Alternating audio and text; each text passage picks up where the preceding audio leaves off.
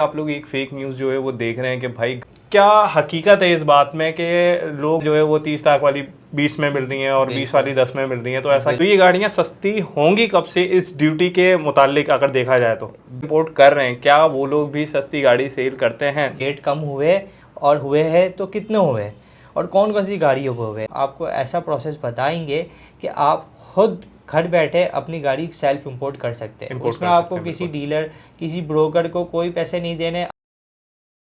अस्सलामुअलैकुम दोस्तों, welcome back to my YouTube channel. उम्मीद करता हूँ आप सब खैरियत से होंगे। तो भाई ये इंटरव्यू होने वाला है बहुत ही ज़्यादा ख़ास। तो सबसे पहले मैं अपने मेहमान से आप लोगों को मिलवाना चाहूँगा जो हैं अब्दे अली भाई। इनके काम के हवाले से अगर बात की जाए तो तकरीबन 14 साल से ये गाड़ियों को जो है वो काम कर रहे हैं और अलग अलग बड़ी बड़ी बेशुमार कंपनियों में जो है इन्होंने काम किया और अच्छा एक एक्सपीरियंस जो है अली भाई के पास मौजूद है। तो अली भाई कहाँ कहाँ आपने जॉब की, किस तरीके से जो है वो आपकी जर्नी रही है 14 साल की?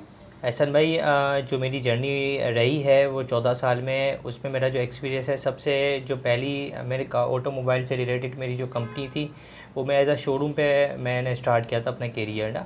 आज से 14 साल पहले मैंने खालिद बिन वलीद पे AZ मोटर्स होता था, अभी भी है। तो वहाँ से मैंने अपना करियर स्टार्ट किया था और इम्पोर्ट का जो जैपनीज़ कार इम्पोर्ट होती थी ना, वो सिर्फ उसी का ही मैंने काम स्टार्ट किया था। उसके बाद वो काम किया, उसके बाद फिर मुझे पार्क व्हील्स के अंदर एक बहुत अच्छी पोजीशन मिल गई थी। तो मैं पार्क व्हील के साथ भी मैं काफ़ी टाइम रहा हूँ और 1 से 2 साल का मैं पार्क व्हील के अंदर रहा हूँ ना। और उसमें मैं शोरूम टू शोरूम विज़िट करता था, तो उस पर मुझे काफ़ी एक्सपीरियंस गाड़ी से रिलेटेड और इस फील्ड से रिलेटेड और बहुत सी और चीज़ें हैं इससे रिलेटेड, उसका एक्सपीरियंस मुझे हासिल हुआ है। इसके बाद पार्क व्हील के बाद मैं एक और मल्टीनेशनल कंपनी के अंदर था जिनका काम सिर्फ जैपनीज़ कार इंपोर्ट करते थे। वो सिर्फ जैपनीज़ कार इंपोर्ट करते थे और पाकिस्तान में भी सेल करते थे और आउट ऑफ पाकिस्तान भी सेल करते थे। उनके साथ भी मैंने काफ़ी काम किया है। फिर रिसेंटली जो मैं लास्ट जिस कंपनी के साथ मेरा ताल्लुक़ था वो कार फर्स्ट है। कार फर्स्ट का तो मोस्टली लोग जानते ही होंगे, car first, park wheels, car first बड़े नाम है। तो उनके साथ कार फर्स्ट के साथ भी मैंने काफ़ी काम किया है और तकरीबन 2 साल मैंने कार फर्स्ट के अंदर काम किया है। फिर 2 साल के बाद फिर मैंने अपना एक रजिस्टर, क्योंकि पहले मेरा इंपोर्ट का ही सिर्फ काम करता था, अनरजिस्टर्ड गाड़ियों और जैपनीज़ का काम करता था। तो मैंने फिर अपना काम स्टार्ट किया और मैंने ये रजिस्टर्ड कार्स का काम करना स्टार्ट कर दिया है। ये काम करते हुए भी अल्हम्दुलिल्लाह मुझे अपनी शोरूम लाइन में तकरीबन 3 साल होने को है। तो अल्हम्दुलिल्लाह काफ़ी नॉलेज लेके खुद जॉब करके सारी नॉलेज इकट्ठी करके फिर अपना काम स्टार्ट किया। ये नहीं है कि बस एक कर लिया काम स्टार्ट कर दिया, पैसे हैं तो बंदे ने इन्वेस्ट कर दिए और उस पे जो है वो अर्निंग शुरू कर दी। इसी तरह नहीं किया, बाकायदा एक चीज़ सीखी है और फिर इस फील्ड के अंदर आए हम। अली भाई के बारे में तो आप लोगों ने जान लिया। तो काफ़ी टाइम से आप लोग एक फेक न्यूज़ जो है वो देख रहे हैं कि भाई गाड़ियां जो है वो 20 लाख वाली गाड़ी जो है वो 30 लाख वाली गाड़ी 20 लाख में जो है वो मिल रही है और 50 लाख वाली गाड़ी जो है वो 20 लाख में मिल रही है। तो ये काफ़ी ज़्यादा नेट पे भी आपने देखा होगा कि भाई बहुत ज़्यादा लोग ऐसे टाइटल्स, ऐसे थंबनेल यूज़ कर रहे हैं और लोगों को बोल रहे हैं कि गाड़ियाँ सस्ती हो गई। इसी वजह से मैंने बोला कि भाई ऐसे किसी बंदे से बात करें जिसको एक्सपीरियंस हो, जिसने गाड़ियाँ इंपोर्ट करी हों, जिसको इन सारी चीज़ों की मालूमात हो कि अगर बाहर से गाड़ी आती है तो वो किस तरीके से आती है, उसमें क्या चीज़ें होती हैं, कौन कौन सी ड्यूटीज़ लगती हैं, पहले क्या था अब क्या है, अब ये जो इन्होंने चेंजेस करी हैं, यानी कि इन्होंने जो अपनी ड्यूटीज़ वगैरह ख़त्म की हैं, तो इससे क्या असर पड़ भी रहा है या फिर गाड़ियों के वही रेट चल रहे हैं। तो इस वजह से मैंने बोला चलें अली भाई से आज आप लोगों की मुलाकात करवाएं।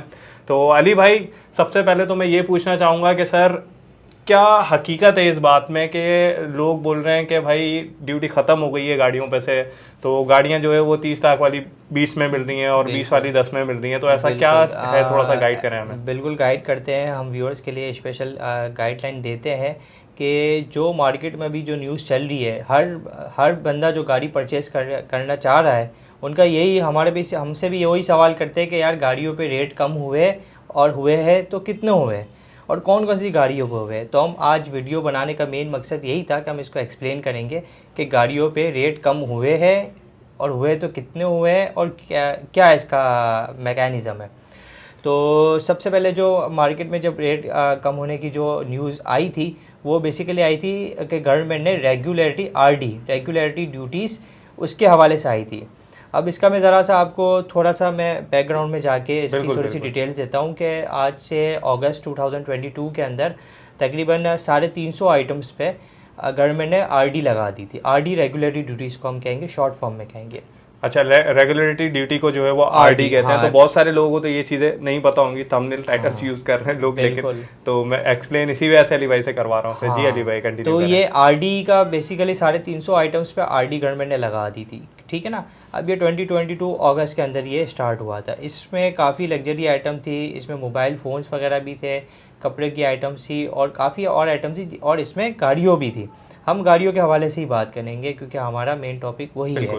तो गाड़ियों के अंदर जो रेगुलेटरी ड्यूटी गवर्नमेंट ने लगाई थी, तो ये लगाई थी और सारी गाड़ियों पे लग गई थी, जिसकी वजह से जो 0 मीटर्स कार्स थी उस पर आरडी लग गई थी, क्योंकि जो गाड़ियाँ बाहर से इंपोर्ट होके आ रही थी, और जो इंपोर्ट होके जापानीज़ कार्स आ रही थी उस पर भी आरडी लग गई थी। उसमें इजी वे में अगर मैं आपको समझाऊँ तो उस टाइम पे जो मीरा कार कराची क्लियर 40 के अंदर अंदर 40 लाख के अंदर अंदर मिल रही थी।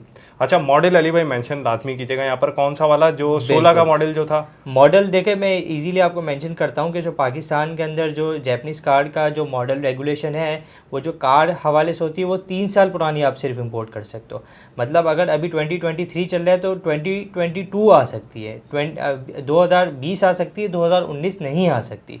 तो 2020 आ सकती है। और जो कमर्शियल गाड़ी होती है जिसमें वैन वगैरह हो गई, हाईजेट हो गई, या लैंड क्रूजर या प्राडो वगैरह गाड़ी हो गई, उसकी 5 साल की होती है, वो 5 साल पुरानी आ सकती है। ठीक है। अच्छा, यानी कि लोडिंग वाली जो गाड़ियां होती हैं जो काम की नौयत से, जैसे जिसको हम बोलते हैं कि भाई डब्बे, बिल्कुल बेसिकली वो डब्बे ही जो है वो कहलाते हैं कि डब्बे भी हो गए। और जो लैंड क्रूजर प्राडोस वगैरह होती है वो भी कमर्शियल में ही आती है। ठीक है, बड़ी गाड़ियां जो बड़ी जितनी भी, यानी कि 1800 से ऊपर जो गाड़ियां, 1800 सीसी से जो ऊपर की गाड़ियां हैं, बिल्कुल तो भाई अच्छा, अब यहाँ पर थोड़ी सी समझने वाली बात यह है कि भाई देखें किन गाड़ियों पे कम हो रहे हैं। ये अब सबसे बड़ी मसला ये है कि देखें अभी जो गाड़ियों पे कम हुए हैं तो वो गाड़ियां आई कब हैं, ऐसे ही अली भाई? बिल्कुल। तो इस हवाले से बताएं सर। मैं एक्सप्लेन करता हूँ कि 3 साल और 5 साल की ये पॉलिसी होती है, ये जनरल नॉलेज है आपको, ये मैं बता दिया आपको। अब इसके अंदर गवर्नमेंट ने जब आरडी लगा दी तो जो गाड़ी आरडी के लगने के बाद यहाँ पे क्लियर होकर 40 लाख की पड़ रही थी ना, तो आरडी अप्रॉक्सीमेटली 10 से 11 लाख रुपए उस पर ऐड हो गए। तो गाड़ी वो क्लियर हो गया, यहाँ पे कराची पोर्ट पे पड़ रही थी 50 लैक्स की। मतलब जो मीरा मार्केट में 40 लाख की थी वो उस टाइम पे अगस्त के 1 महीना बाद, क्योंकि इंपोर्ट से भी 1 महीना लगता है, जब जापान से आप गाड़ी परचेज़ करते हैं तो कम से कम 30 डेज़ 40 डेज़ या तकरीबन 2 महीने भी लग जाते हैं कराची आते हुए।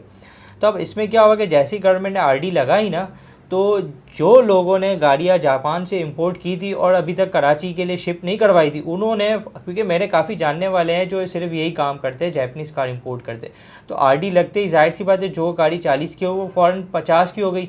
और इसमें प्रॉफिट मार्जिन 50,000 60,000 प्रॉफिट मार्जिन होता है।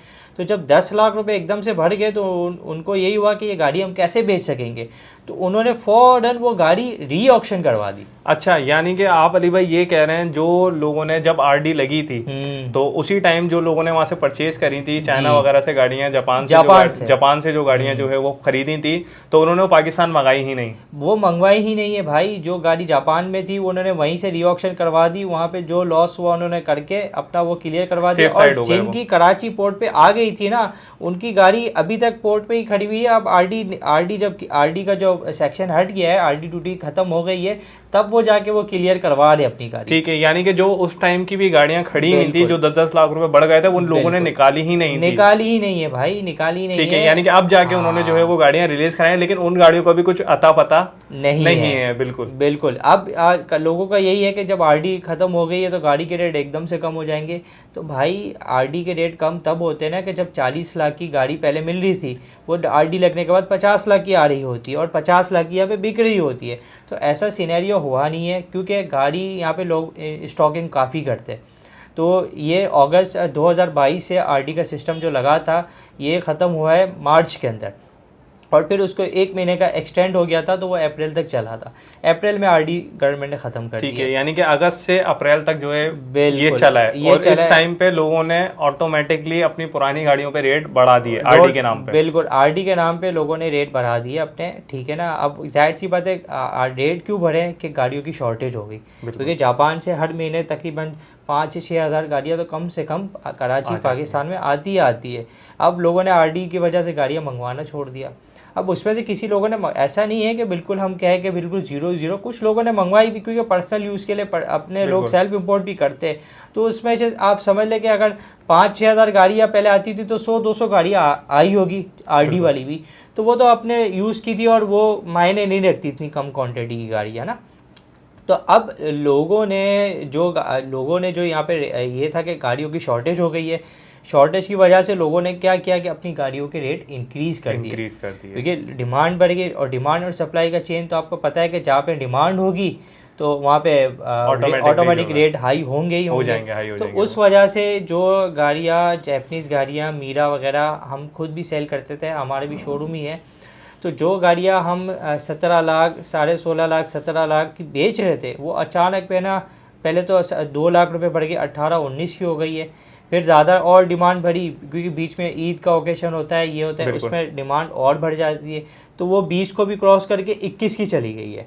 ठीक है, 21 लाख तक वो गाड़ियाँ पहुँच गई है।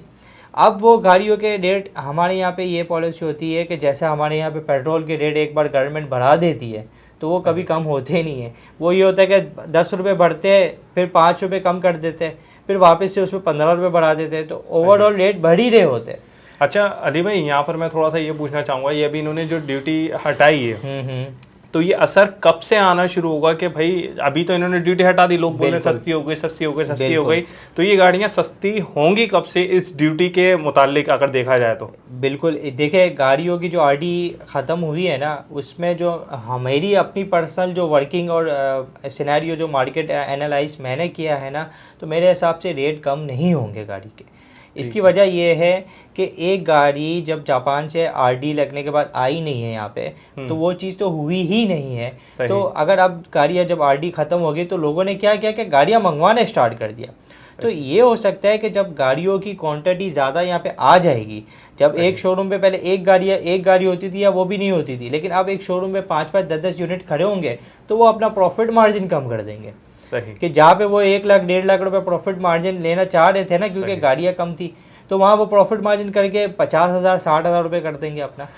तो उसकी वजह से उनको पब्लिक को शायद गाड़ी का थोड़ा बहुत रिलीफ मिले, वो भी जापानीज गाड़ी पे, वो भी आगे जाके जब आगे जाके बिल्कुल, जिसकी मेरे नॉलेज के हिसाब से कोई उम्मीद नहीं है, क्योंकि यहाँ पे पाकिस्तान की मार्केट का ये सिनेरियो है कि रेट अगर एक बार इंक्रीज हो जाते हैं तो वो कम कभी भी नहीं होते। बिल्कुल, तो आरडी का यही सिनेरियो है कि हाँ, ये है कि इन लोगों को फ़ायदा हो सकता है कि जो लोग अनरजिस्टर्ड गाड़ियाँ अपनी खुद इम्पोर्ट करवा लें, तो वो उनको फ़ायदा होगा। हम उसके लिए भी एक हमारी वीडियो बनाएंगे जिसमें हम आपको ऐसा प्रोसेस बताएंगे कि आप खुद घर बैठे अपनी गाड़ी सेल्फ इंपोर्ट कर सकते हैं। उसमें आपको किसी डीलर, किसी ब्रोकर को कोई पैसे नहीं देने, आपको खुद जापान में पेमेंट डिपॉजिट करवानी है और अपनी गाड़ी सेलेक्ट करके खुद यहाँ मंगवा लेनी है। बिल्कुल। अच्छा अली भाई, थोड़ा सा एक यहाँ पर हमने ये तो अनाउंस कर दिया कि भाई अगली वीडियो जो है हम लोग बना देंगे इसके ऊपर कि भाई गाड़ी किस तरीके से जो है इम्पोर्ट करा है, तो ये बहुत अच्छी चीज़ है। देखें, ये चीज़ें हर कोई आपको नहीं बताएगा, क्योंकि देखें बड़े बड़े जो लोग बैठे हैं, जो गाड़ियाँ अपनी खुद ऑर्डर करते हैं, मंगाते हैं, शोरूम जिनके चल रहे हैं,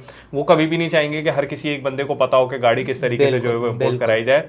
सो इंशाल्लाह ताला फिर नेक्स्ट टाइम जो है वो अली भाई के साथ जो है वो इस पे भी बातचीत करेंगे और ये सारी चीज़ें भी आपको बताएंगे कि भाई जापान की कौन कौन सी वेबसाइट्स हैं जहाँ से गाड़ियाँ हम ऑक्शन की देख सकते हैं और पसंद कर सकते हैं और जो है वो पाकिस्तान में मंगा सकते हैं और किस रेट में वो गाड़ियाँ पड़ती है। कि इकलौती बात एक ही है भाई, यही हम लोग आप लोगों को समझाने आज जो है वो बैठे थे कि भाई आप कुछ भी कर लें, किसी भी तरीके से कर लें, रेट जो है वो हाल फिलहाल कम होने वाली चीज़ नहीं है। बड़ी अफसोस की बात है, लेकिन ये कि आप क्या कर सकते हैं, हर किसी का काम है, सबने जो है वो लेके चलना है, क्योंकि बहुत बड़ी कम्युनिटी है जो सिर्फ गाड़ियों के काम ही करती है, जिनके घर जो है वो गाड़ियों से ही चल रहे हैं, जो खरीदो फरोख्त करके एक गाड़ी, दो गाड़ी, शोरूम्स हो गए, बड़े बड़े शोरूम पे लेबर्स हो गई। और अगर देखा जाए, अगर ये मार्केट करप्ट होती है, यानी कि अगर ये ख़त्म होती है मार्केट, यानी कि बिल्कुल नीचे आ जाती है, तो ये सोचें कि कितने घरों में लोग जो है वो बैठ जाएंगे, कितने मजदूर हमारे जो काम वगैरह नहीं कर पाएंगे। तो ये भी आप जो है वो ज़रा इस पर भी ज़रा सा गौर करें। इस चीज़ को तो कोई सोचता ही नहीं होगा मेरा ख्याल है आज तक।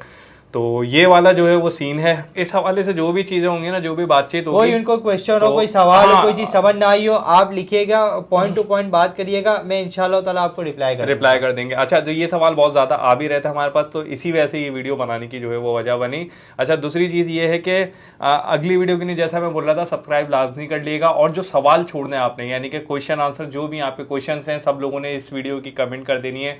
ताकि जब हम अगली दफ़ा बैठें वीडियो बनाने इंपोर्ट करने वाली गाड़ी, तो ताकि आप लोगों को अच्छे से जो है वो और मजीद, यानी कि बहुत सारे पॉइंट हम बता रहे होंगे, बहुत सारी चीज़ें आपकी समझ में नहीं आ रही होंगी, तो आप पहले से ही सवाल जो जो आपके दिमाग में आ रहे हैं ना कि यार ये किस किस तरीके से होती है, पासपोर्ट कैसे ढूंढेंगे, बंदा कहाँ से लाएंगे, रिश्तेदार हमारा है नहीं, क्या करेंगे, क्या कंपनी है, कितने पैसे किसको दें, कितना ट्रांसफर, मकसद जो जो अगड़म बगड़म जो जो भी सवाल आ रहे हो ना आपके दिमाग में, वो सारी चीज़ें जो है वो आप लोग इसकी वीडियो की कमेंट में कर दिएगा। तो हमारे साथ आज एक्सपर्ट अली भाई जो है वो मौजूद थे, इनसे हमने जो है वो गाड़ियों के हवाले से बहुत सारी चीज़ बातें करी आप लोगों के साथ, और आप लोगों को बताया कि भाई क्या जो है वो आरडी का सीन चल रहा है। और इंशाल्लाह ताला आने वाले दिनों में भी अगर कोई ऐसी हलचल होती है, कोई बातचीत होती है कि भाई बहुत सारे लोग अलग अलग वीडियोस डालना शुरू कर देते हैं, तो उस पर भी कोशिश करेंगे कि आपको अच्छे से जो है ब्रीफ करते हैं। तो अली भाई आपका बहुत बहुत शुक्रिया, आपने जो है वो हमारी ऑडियंस को अपना टाइम दिया इम्पोर्टेंट, क्योंकि ऐसी बात है अली भाई कि आपने देखा है कितना बिजी होते हैं, गाड़ियों का अच्छा खासा जो है वो काम है। तो बहुत बहुत शुक्रिया मेरी तरफ से भी और मेरी पब्लिक की तरफ से भी जो आप बिल्कुल। देखिए हम पब्लिक सर्विस के लिए हमेशा हाजिर होते हैं। मेरा भी यही मोटिव होता है कि मैं लोगों के साथ, क्योंकि हम भी इस मकाम पे पहुँचे हैं तो काफ़ी लोगों ने हमारी मदद की है, हमें गाइडलाइन दी है, हमने लोगों से सीखा है, तब जाके अल्हम्दुलिल्लाह हम इस मकाम पे पहुँचे हैं कि हमें मार्केट की, और अभी भी ये नहीं कहते कि हमें हर चीज़ आ गई है, हम डेली बेसिस पे कुछ ना कुछ नया सीख रहे होते हैं। बिल्कुल, वो इंसान भी लर्न करता रहता है उसके साथ साथ। तो होपफुली ये वीडियो आप लोगों को पसंद आएगी। भाई वीडियो अगर पसंद आई तो वीडियो को लाइक कर दिएगा और चैनल को सब्सक्राइब कर लिएगा। Thank you very much for watching this video and Allah हाफिज़। मिलते हैं ऐसी ही किसी नेक्स्ट वीडियो में।